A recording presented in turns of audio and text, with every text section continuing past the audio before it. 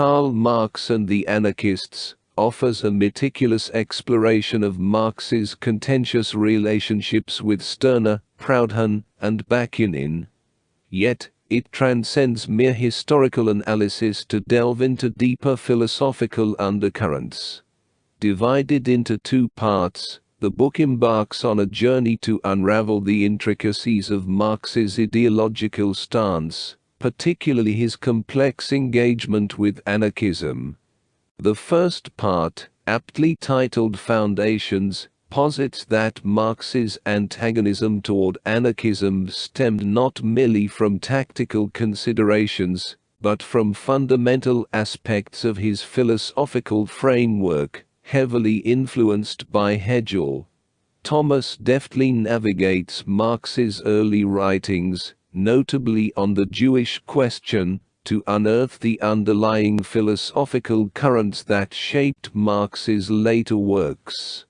Through compelling evidence and incisive argumentation, Thomas demonstrates that Marx's perspective on anarchism remained consistent throughout his era. In the second part, Disputations, Thomas delves into Marx's confrontations with Stirner, Proudhon, and Bakunin, presenting crisp and lucid analyses derived from extensive primary and secondary sources. These chapters not only elucidate the historical disputes, but also serve to reinforce and expand upon the arguments advanced in the first part. The book thus achieves a rare coherence, seamlessly weaving together disparate strands of thought into a unified narrative. Central to the book is its pivotal chapter, Alien Politics, which examines Marx's conception of the state vis-à-vis his theory of alienation.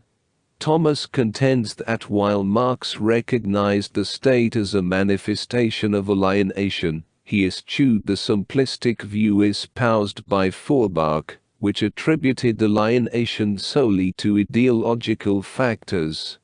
Instead, Marx sought to contextualize political alienation within the broader social realities that engendered it. For Marx, genuine emancipation required not just enlightenment, but a radical transformation of the underlying social structures.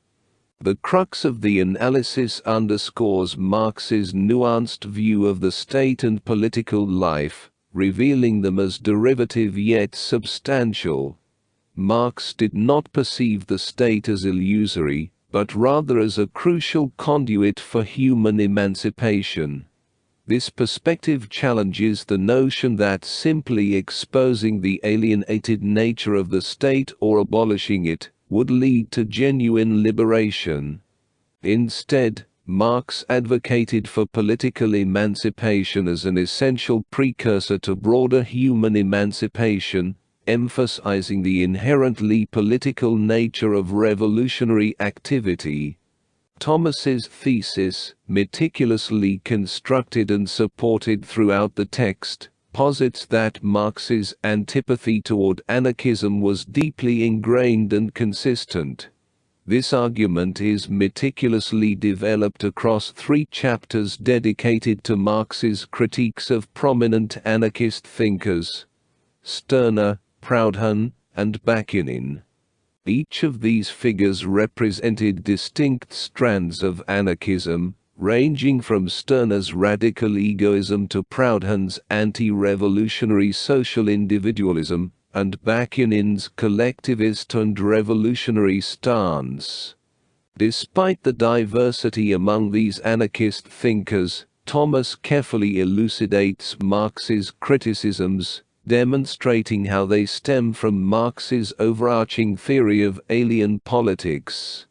While acknowledging the nuances of each anarchist's ideas, Thomas shows how Marx's critiques are grounded in his conceptualization of political alienation. This framework enables Thomas to unravel the underlying tensions between Marx and the anarchists, highlighting Marx's consistent hostility toward anarchism, rooted in his fundamental philosophical principles. By meticulously exploring Marx's engagements with Stirner, Proudhon, and Bakunin, Thomas sheds light on the complex dynamics between Marxism and anarchism. Stirner's radical individualism, Proudhon's anti-revolutionary stance, and Bakunin's collectivist ideology, each elicited distinct responses from Marx, yet all were ultimately situated within Marx's broader critique of political alienation.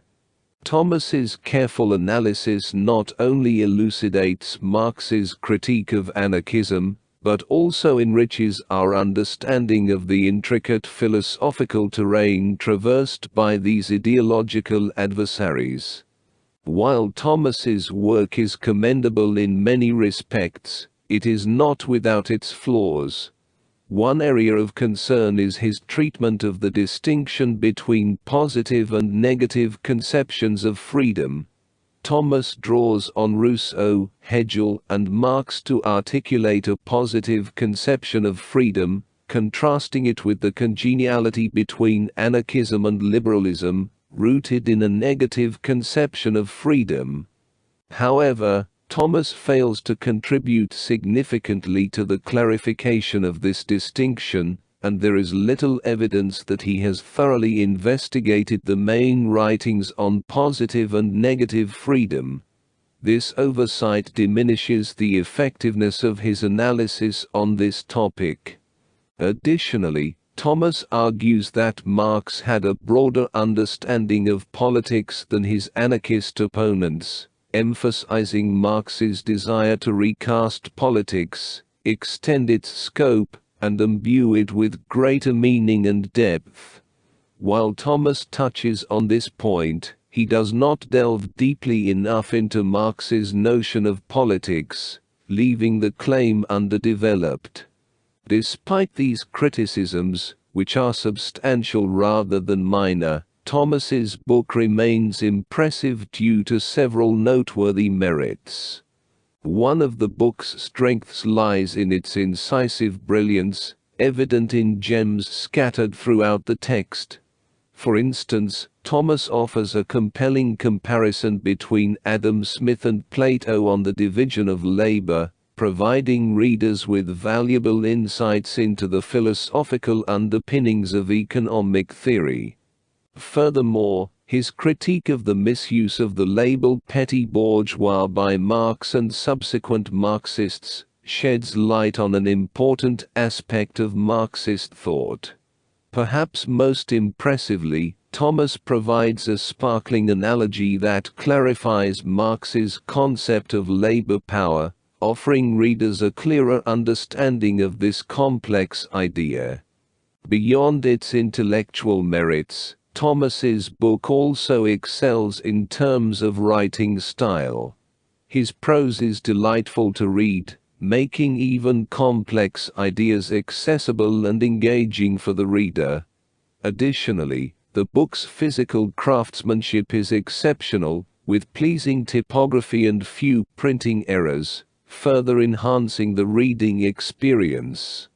Despite the weighty criticisms leveled against certain aspects of the book, its numerous strengths outweigh these blemishes. Thomas's insightful analysis, combined with his engaging writing style and meticulous attention to detail, make this book a standout contribution to the literature on Marx and anarchism. While there is room for improvement in certain areas, particularly regarding the treatment of freedom and politics, the overall quality of Thomas's work is undeniable.